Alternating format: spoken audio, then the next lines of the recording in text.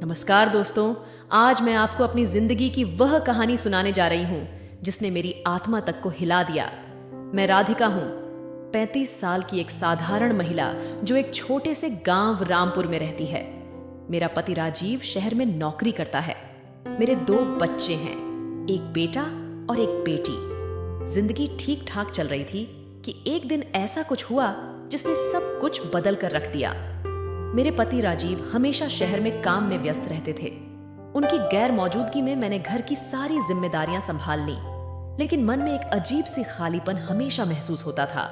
इस अकेलेपन ने धीरे धीरे मेरी आत्मा को खाने लगा, मुझसे मेरी खुशी और उमंग छीन ली थी। इसी बीच मेरे देवर का लड़का अभिषेक हमारे घर आने लगा। 25 साल का अभिषेक, जो नौकरी की तलाश में था, अक्सर हमारे घर आता और मुझसे बातें करता। उसकी मासूम बातें मेरे दिल को छू जाती थीं। उसने मेरे अंदर की उस नमी को महसूस किया जो मुझे अंदर से खा रही थी। अभिषेक की बातें मन मोहने वाली थीं। एक दिन उसने मुझसे कहा, भाभी, आप सच में बहुत सुंदर हैं। पहले तो मैंने इसे मजाक समझा, लेकिन धीरे धीरे वह मेरे पास आकर बैठने लगा और मुझसे अपनी दिल की बात कहने लगा। भाभी, मुझे आपके बिना कुछ अच्छा नहीं लगता। उसकी यह बात सुनकर मेरे दिल की धड़कनें तेज हो जाती थीं। मेरी आंखें नम हो जाती थीं। एक तरफ मेरे दिल में भावनाओं का उबाल था और दूसरी तरफ रिश्तों की मर्यादा। मेरे पति जब घर आते तो मैं उनसे बात करने की कोशिश करती, लेकिन वे हमेशा व्यस्त रहते। उनका यह रवैया मुझे टूटने को मजबूर कर दिया करता। एक दिन मैंने साफ साफ कह दिया, राजीव, या तो तुम यहाँ कोई काम ढूंढ लो या मुझे अपने साथ शहर ले चलो। लेकिन उन्होंने मेरी बात को गंभीरता से नहीं लिया और बोले, तुम्हें यह सब चिंता क्यों करनी चाहिए? इस बात ने मेरे दिल को और चोट दी। अब मैं और अभिषेक अक्सर मिलने लगे। ये मुलाकातें मेरी आत्मा को सुकून देती थीं, एक ऐसा सुकून जो मुझे याद दिलाता कि मैं भी इंसान हूं और मुझे भी प्यार और ख्याल की जरूरत है। अभिषेक चुपके मुझे देखता रहता था और यह बात मुझे भी महसूस होती थी। रात के समय जब मैं बच्चों के साथ सोती थी, वह मुझे फॉलो करता। कई बार मैंने खिड़कियों से उसे मुझे देखते हुए देखा। जब मैं बाथरूम में नहाने जाती तो वह दरवाजे के सामने खड़ा रहता और मुझे नोटिस करता। एक दिन तो हद ही पार कर दी जब मैं बाथरूम से नहाकर बाहर आई और अपने बालों को तौलिया से पोंछ रही थी। तभी उसने मुझे अजीब नजर से देखा और मेरे सामने आकर खड़ा हो गया। अभिषेक ने अचानक मुझे अपने बाहों में भर लिया। मेरे अंदर भी भावनाओं का समुद्र उमड़ रहा था। राजीव की लगातार बेरुखी ने मुझे अधूरा छोड़ दिया था और उस अधूरेपन को भरने के लिए मैं भी बहक गई। फिर हम दोनों के बीच वह सब हुआ जो मैं अपने पति से चाहती थी। हम लोग 3 घंटे तक एक कमरे में रहे और उन पलों को जिया जो मेरे पति ने मुझे कभी नहीं दिए थे। मेरे अंदर एक असहनीय आग थी जिसे शांत करना मेरे लिए संभव नहीं हो पा रहा था, और ऐसे में अभिषेक मेरे जीवन में एक ठंडी बयार की तरह आया। उसकी उपस्थिति ने मेरे उन हिस्सों को भी सुकून दिया जिन तक मेरे पति कभी पहुंच नहीं पाए थे। अभिषेक न केवल मेरी भावनाओं को समझता था, बल्कि मुझे पूरी तरह से संतुष्ट भी करता था। एक रात जब अभिषेक मेरे बेडरूम में आया तो उसने धीरे से मेरे कान में कहा, भाभी, क्या आज हम कुछ अलग अंदाज में वक्त बिता सकते हैं? मैं चाहता हूं कि तुम्हें वह खुशी मिल सके जो शायद भैया तुम्हें कभी नहीं दे पाए। उसकी इस बात ने मेरे दिल की गहराइयों को छू लिया।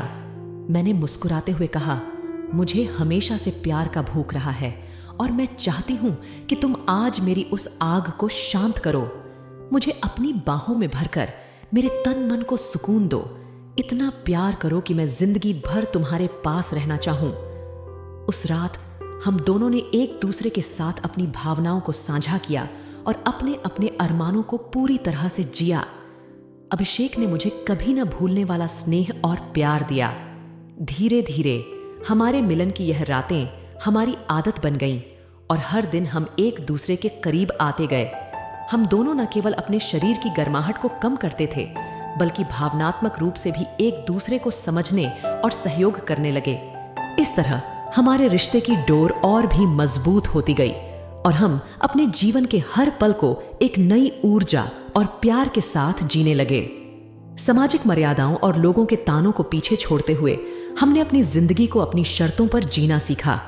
हम दोनों ने एक दूसरे को सही मायनों में समझा और जाना, और इस तरह हमारे बीच का प्यार और विश्वास दिन ब दिन बढ़ता गया। हमारी मुलाकातों के बीच अभिषेक मुझसे अपनी भावनाएं और सपनों की बातें साझा करता रहता।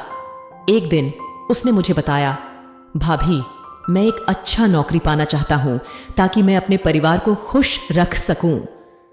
मुझे उसकी बातें सुनकर अच्छा लगा, लेकिन उसके प्यार भरे इशारे और उसकी निकटता मुझे अंदर से बेचैन करती थी। उसके बातें कभी कभी मुझे बुरी भी लगती, पर मैं उस वक्त खुद की चाहत को नकार नहीं सकी। एक ओर मेरे पति का मुझसे दूर रहना और उनकी बेरुखी, तो दूसरी ओर अभिषेक के प्यार भरे शब्द और उसका मुझे चाहना। मैंने अपने दिल की बात एक करीबी मित्र से साझा की। उसने मुझे सलाह दी कि मैं अपने पति से खुलकर बात करूं और अपनी भावनाएं और इच्छाएं उनके सामने रखूं। यह सुनकर मैंने राजीव से दोबारा बात करने की सोची। जब वह अगले दिन घर आए, मैंने उन्हें एकांत में बैठाकर सारी बातें कह दी।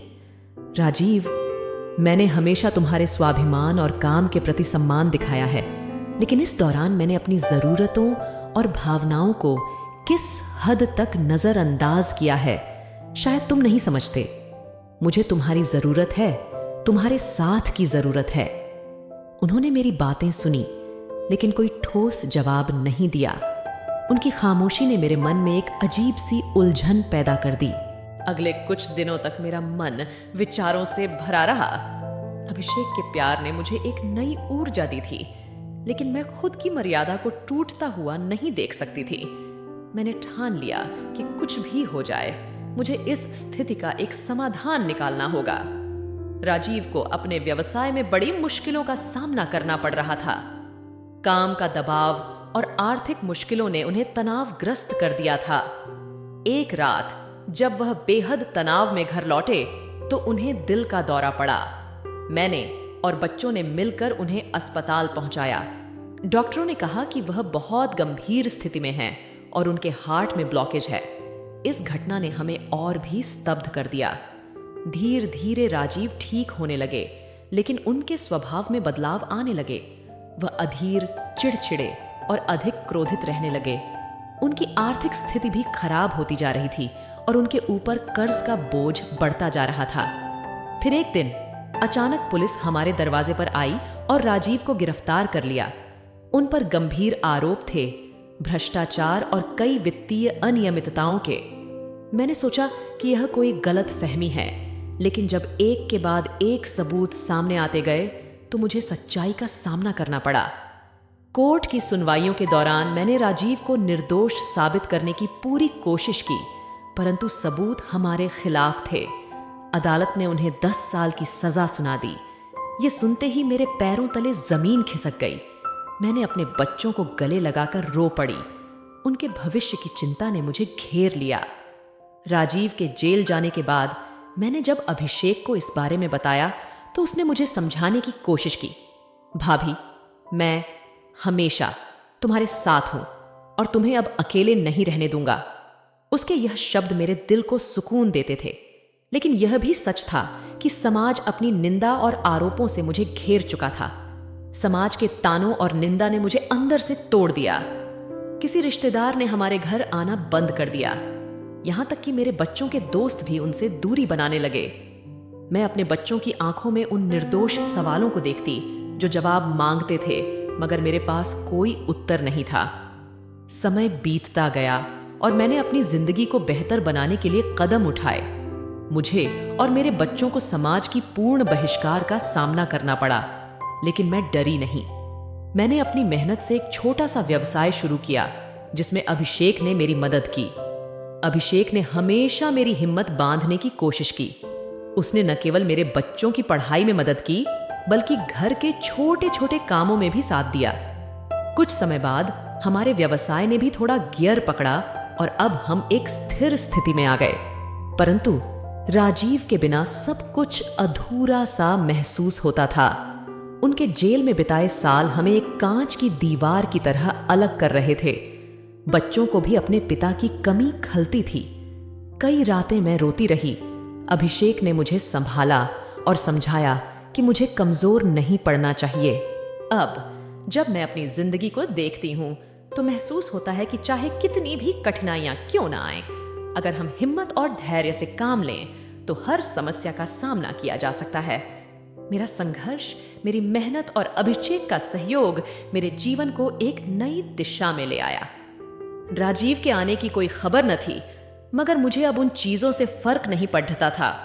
हमारे बीच की दूरी ने मुझे आत्मनिर्भर और अपने लिए खड़ा होना सिखाया। अब मेरी दुनिया मेरे बच्चों और खुद के प्रयासों में सिमट गई है।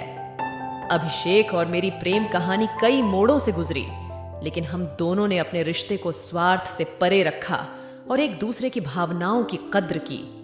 आज मेरे पास न केवल एक सफल व्यवसाय है, बल्कि मेरा घर भी खुशहाल है।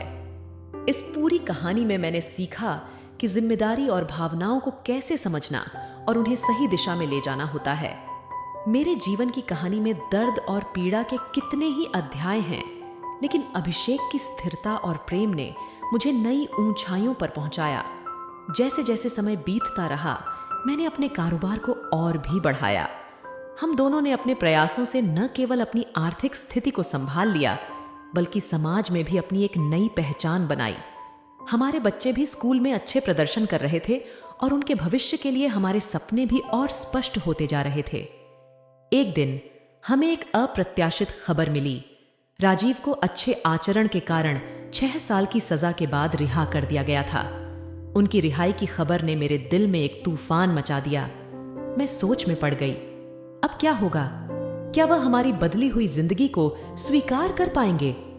राजीव के घर लौटने के बाद हमारे बीच की खाई एकदम स्पष्ट हो गई।